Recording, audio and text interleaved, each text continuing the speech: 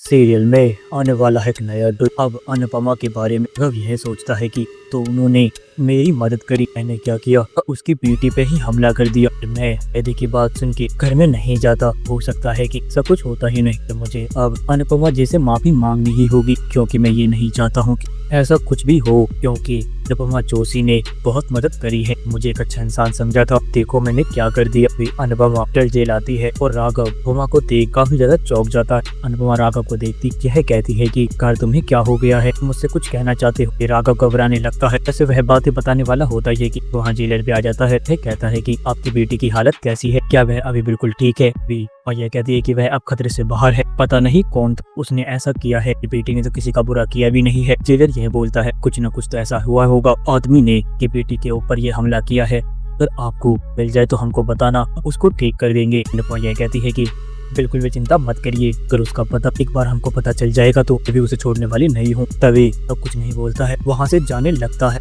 और अनुपमा सबको रोकती है और यह कहती है कुछ बोलने वाले थे राघव, बोल सकती हो। राघव कुछ नहीं बोलता है, वहाँ से चला जाता है। अनुपमा अपने सोचने लगती है राघव को क्या हो गया, तो मुझसे कुछ बोलने के लिए आया था, वह बिना बोले क्यों चला गया। अनुपमा के बारे में सोचने लगती है, यह कहती है कि कार्य ऐसा कैसे हो गया, और ने बताया था कि उसने अपने बचाव में आदमी की वार किया था। अनुपमा को याद आता है कि सबके हाथ में भी ज्यादा चोट लगी हुई है। तभी अनुपमा राघव के पास जाती है, यह कहती है कि राघव ऐसा लगता है कि निशान हमारे हाथ पे इन्हें जानबूझ के दिया है। राघव काफी ज्यादा घबरा जाता है, सोचने लगता है कि अनुपमा जोशी को ऊपर शक तो नहीं हो गया, उसे मेरे पर शक हो गया होगा तो मुझे छोड़ने वाली नहीं है। भी फिर से जेलर आ जाता है, यह कहता है कि अनुपमा जी आप कब तक प्रैक्टिस करवाओगे, क्योंकि दिन में ही। तभी अनुपमा ये कहती है कि बिल्कुल भी चिंता मत कर, कुछ बहुत जल्द हो जाएगा। तभी अब यह सोचता है कि कुछ भी हो जाए अनुपमा जोशी को सबको सच बताना होगा, क्योंकि उन्हें पता चल जाएगा तो हो सकता है कि मुझे माफ करे या ना करे, कम मेरे मन से तो बोझ उतर जाएगा कि मैंने ये कैसे कर दिया। तभी राघव अनुपमा के पास जाता है, वहाँ से यह कहता है कि आपसे कुछ बात करनी है अनुपमा जोशी, आप मेरी बातें सुन सकती हो। अनुपमा यह कहती है कि कार ऐसा क्या हो गया है राघव, कुछ कहना चाहती हो, अपने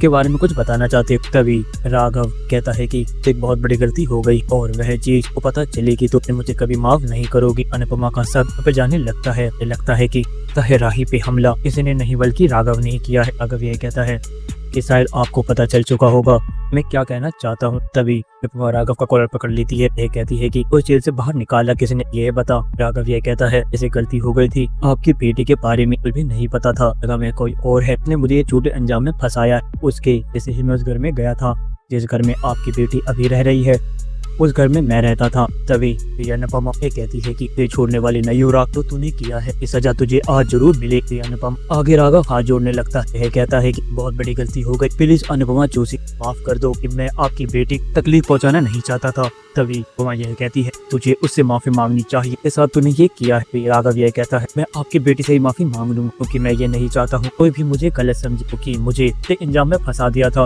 वह मुझे फंसा के हमेशा के लिए से दूर चली गई और हाँ पागलों की तरह मैं सड़ रहा हूँ। अनुपमा यह कहती है तू मुजरिम है राघव, तू ऐसा ही रहेगा, अगर सही होते तुम ये काम करते ही तो तुमने आज किया है, इसके लिए तुम्हें जरूर मिलेगी। हाँ दोस्तों, क्या होगा आने वाले एपिसोड में, आप अपनी कमेंट बॉक्स में राय हमें जरूर बताएं। अगर आपको यह वीडियो पसंद आई हो तो आप इस वीडियो को लाइक करें, हमारे चैनल को सब्सक्राइब करना ना भूलें। आपसे अगली वीडियो में, जब तक के लिए राधे राधे, जय श्री राम।